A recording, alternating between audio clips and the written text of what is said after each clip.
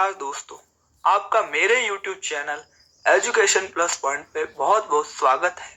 दोस्तों, जैसा कि आप थंबनेल पर देख ही चुके हैं कि आज मैं आपको कबीरदास जी के चैप्टर की पूरी व्याख्या समझाने वाला हूँ।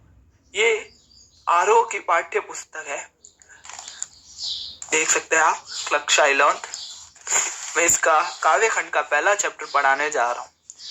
चैप्टर की शुरुआत में ही आपको कबीरदास जी का परिचय दे रखा है, पहले हम वो पढ़ते हैं, उसके बाद हम अगले नेक्स्ट टॉपिक में जाएंगे, जिसके अंदर हम सेकंड पार्ट के अंदर इसकी व्याख्या करेंगे। मतलब पहले हम ये पढ़ते हैं, पहले 10 मिनट, फिर 10 मिनट में आपको मैं वो समझाने की कोशिश करूंगा। ये वीडियो थोड़ा सा बड़ा हो सकता है, लेकिन इसे एंड तक जरूर देखिएगा, क्योंकि इस वीडियो के अंदर मैंने आपको बहुत अच्छे से और बहुत ही सरल भाषा में समझाने का अभ्यास किया है। कबीरदास जी का जन्म सन 1398 वाराणसी के पास लहर तारा उत्तर प्रदेश गांव में हुआ। देखिए दोस्तों, कबीरदास जी का जन्म आप देख सकते हैं 1398 सन में दिया हुआ है। यदि आपको ये संवत में लिखना हो तो आप इसमें 57 जोड़ दीजिए, और अगर आपको संवत दे रखा हो और सन निकालना हो तो 57 को घटा दीजिए। तो आपको सन और संवत का ये ट्रिक कैसी लगी कमेंट में जरूर बताइए। प्रमुख रचना इनकी बीजक, जिसमें साकी, सबद एवं रेमणी संकलित है। मृत्यु सन 1518 में बस्ती के निकट मगर में इनकी मृत्यु हुई। कबीर भक्ति काल के निगुण धारा के प्रतिनिधि कवि थे।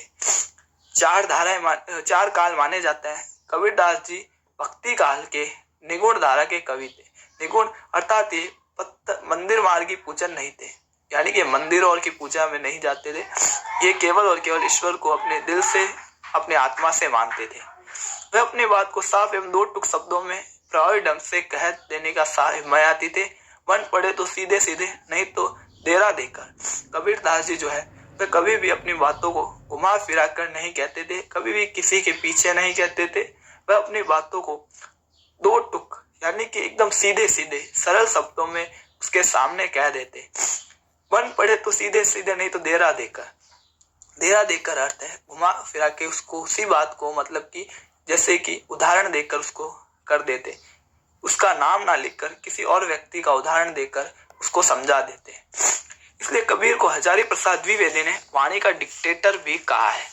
दोस्तों, ये आपके 1 नंबर का क्वेश्चन बन सकता है कि वाणी का डिक्टेटर किसे कहा गया है। तो वाणी का डिक्टेटर कबीरदास जी को कहा गया। हजारी प्रसाद द्विवेदी ने कबीरदास जी को क्या कहा है, ये दूसरा क्वेश्चन ऐसे आ सकता है। तो हजारी प्रसाद द्विवेदी ने कबीरदास जी को वाणी का डिक्टेटर कहा है। वाणी का डिक्टेटर किसने किसको कहा है? वाणी का डिक्टेटर हजारी प्रसाद द्विवेदी ने कबीरदास जी को कहा है। कबीर के जीवन के बारे में अनेक कविताएं प्रचलित है।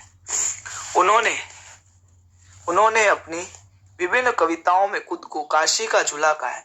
कबीरदास जी ने अपने आप को काशी का झूला कहा है। कबीर के विविध साक्षर होने का कोई प्रमाण नहीं मिलता है। मसी कागज छुयो नहीं कलम गही हाथ, जैसी कबीर की पंक्तियां में इसका प्रमाण देती है। उन्होंने देशाटन और सत्संग से ज्ञान प्राप्त किया। किताबी ज्ञान के स्थान पर आंखों देखे सत्य अनुभव को प्रमुखता दी। कबीरदास जी के पास कोई भी स्कूली शिक्षा नहीं थी। उन्होंने अपने अनुभव, अपने आंखों देखे सत्य से ही हमें ये समझाया है। आज जो भी कबीरदास जी की कविताएं हैं, काव्य खंड लिखे गए हैं, वो सिर्फ उन्होंने आंखों देखे सत्य और अपने अनुभव से हमें बताया है। उनकी रचनाओं में नातों, सिद्धों और सूफी संतों की बातों का प्रभाव मिलता है। वह कर्म कांड यानी कि पाखंड और वेद विचार के विरोधी के तथा जाति भेद, वर्ण भेद और संप्रदाय भेद के स्थान पर प्रेम, सद्भाव और समानता का समर्थन करते हैं। यहाँ प्रस्तुत पहले पद में कबीर ने परमात्मा को सृष्टि के कण कण में देखा है। कबीरदास जी ये जो पहला पद है, उसके अंदर कबीरदास जी ईश्वर को कण कण में देखते हैं, ज्योति रूप में स्वीकारा है तथा उनको व्याप्ति चराचर संसार में दिखाई है। इस व्याप्ति को अद्भुत सत्ता के रूप में देखते हुए विभिन्न उदाहरणों के द्वारा रचनात्मक अभिव्यक्ति दी है। कबीरदास जी ने ईश्वर के महत्व को समझाने के लिए अनेक प्रकार के उदाहरण हमें दिए हैं, प्रस्तुत किया है पहले पद में। दूसरे पद में कबीर ने ब्राह्मण वालों को प्रहार किया है। ये जो कपटी, हाइपोक्रेसी, पाखंड वाले लोगों के ऊपर साथ ही यह भी बताया है कि अधिकांश लोग अपने भीतर की ताकत को ना पहचान कर अनजाने में अवास्तविक संसार में रिश्ता बना बैठे हैं और वास्तविक संसार से बेखबर रहते हैं। अर्थात जो व्यक्ति जो कि पाखंड करता है, पाखंडी है, और जो अनेक लोग हैं वे वास्तविक संसार से में जो है वो फंस गए। उन्हें ये नहीं मालूम है कि ये संसार कितना कौड़ी के भाव है, अर्थात कितना बेकार है, इनकी कोई कीमत नहीं है। ये अपनी अंतरात्मा को नहीं पहचान पाते हैं।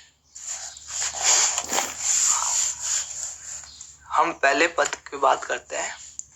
हम तो एक एक करी जाना, दो कही तिनी को दो गज दिन नहीं पहचाना। एक पवन एक ही पानी एक ही ज्योति समाना। एक खाक गड़े सब भांडे एक कोरा सनाना। जैसे बाड़ी काष्ठी काटे अग्नि ना काटे कोई। सब घटी अंतर तू ही व्यापक धरे स्वरूप सोई। माया देखी के जगत लुभाना, काहे रे नर घबराना। निर्भय भया कुछ नहीं व्यापे कहे कबीर दीवाना।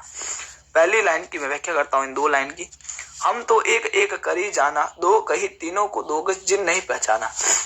कबीर दास जी कहते हैं कि मैं तो सिर्फ एक ही भगवान एक ही ईश्वर को जानता हूँ, परंतु जो व्यक्ति ईश्वर को दो बताता है, जो ईश्वर के रूप को नहीं पहचानता है, उसे नरक की गति प्राप्त होती है। एक पवने एक ही पानी एक ज्योति समाना। एक खाक गड़े सब बांडे एक कोरा साना। कबीरदास जी इन दो पंक्तियों में कहते हैं कि जैसे एक ही हवा है और एक ही पानी है और हम सब में एक ही ज्योति है। इसका अर्थ आत्मा से है।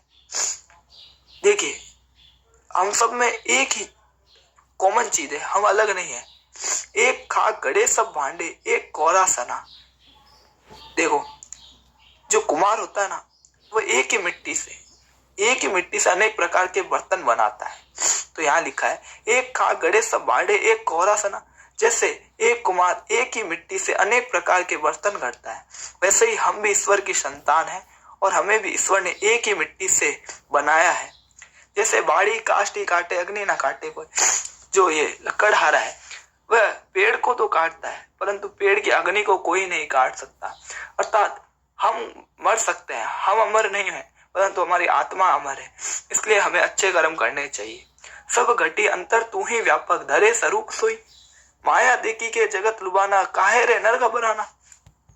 कबीरदास जी कहते हैं कि हे ईश्वर तो सबके अंदर है, सबके अंदर अनेक रूप से है, मतलब एक रूप नहीं अनेक रूप से ईश्वर हमारे अंदर विद्यमान है। माया देखी जगत लुभाना, काहे रे नर घबराना। कबीरदास जी कहते हैं कि जो व्यक्ति इस जगत की यानी संसार की माया को देखकर घमंड करता है, उस व्यक्ति का कभी भला नहीं होता है। परंतु मैं तो निर्भय हूँ, मुझे कुछ लेना देना नहीं है, मैं इस संसार से तर चुका हूँ, अर्थात इस संसार से मैं मोह माया से दूर हो चुका हूँ, क्योंकि मैं अब ईश्वर का दीवाना बन गया हूँ। अब पद 2 में हम बात करते हैं। संतो देखत जग बोराना, साचे कहो तो मारन धावे झूठे जगपति आना। संतो देखो, जगत पागल हो गया, संसार पागल हो गया। सच कहता हूँ तो मुझे मारने लगते हैं और झूठ कहता हूँ तो मुझ पे विश्वास कर लेते हैं। नेमी देखा धर्मी देखी, प्रातः करे असनाना। मैंने ऐसे पाखंडी लोगों को देखा है, नेमी धर्मियों को देखा है, जो सुबह उठकर आसन करते हैं, व्यायाम करते हैं, स्नान करते हैं। आत्म मारी पक नहीं पूजे, हमें कुछ नहीं जाना। और ये अपनी आत्मा में कुछ भी ध्यान नहीं देते, अपने आत्मा के बारे में कुछ नहीं जानते हैं, उनमें कुछ ज्ञान नहीं है। बहुत तक देखा पीर ओलिया, पढ़े किताब कुरान। मैंने मुसलमानों की बहुत पीर ओलिया देखे हैं जो किताब बड़ी बड़ी किताब की कुरान की किताबों को पढ़ते हैं, अपने शिष्यों को ज्ञान देते हैं कि वे ईश्वर से कैसे मिल सकते हैं, परंतु उनके अंदर इस चीज का खुद को ज्ञान नहीं है, क्योंकि वह जिस आसन पर बैठे हैं उसमें वह घमंड लिए बैठे हैं, और जिस व्यक्ति में घमंड होता है वह कभी भी ईश्वर को प्राप्त नहीं कर सकता है। पीपर पात्र पूजन लागे, तीरथ गर्भ भुलाना। टोपी पहरी माला पहरी, छाप तिलक अनुमाना। पीपर पाथर पूजन लागे, तीरथ गर्भ भुलाना। टोपी पहरी माला पहरी, छापक तिलक अनुमाना। पीपर यानी पत्थर को पूजते हैं, तीर्थ की यात्रा करते हैं, टोपी और माला पहन करके, छापा तिलक करके अपने आप को धर्म गुरु बताते हैं, साके शब्दी गावत भूले आत्म खबरी ना जाना, हिंदू कहे मोहि राम प्यारा तुर्क कहे रहीमाना। असली भेद कोई हिंदू कहता है कि मुझे अपना राम प्यारा है, तुर्क कहता है कि मुझे अपना रहीम प्यारा है। आपस में दोनों लड़ते हैं परंतु सत्य कोई नहीं जानता है। और जो गुरु है, धर्म गुरु है, वह घर घर मंत्र देते हैं और उनमें घमंड भरा है।